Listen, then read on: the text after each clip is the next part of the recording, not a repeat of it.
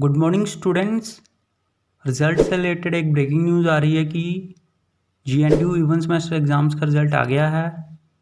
तो जिन जिन क्लासेस का रिज़ल्ट आया है वो हैं certificate in French part time second semester, certificate in German part time second semester, certificate in Persian part time second semester, bachelor of hotel management and catering technology 8th semester.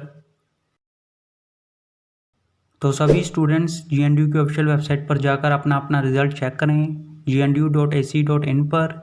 All the best सभी students को। उम्मीद है कि आप सबका result बहुत ही अच्छा आया होगा और सभी स्टूडेंट्स पास होंगे। तो जैसे ही किसी और क्लास का या फिर किसी सेमेस्टर का रिजल्ट आता है तो हम आपको बता देंगे। तब तक इस वीडियो को लाइक कर दो, शेयर कर दो, चैनल सब्सक्राइब कर दो और बेल आइकन ज़रूर प्रेस कर देना। Thank you.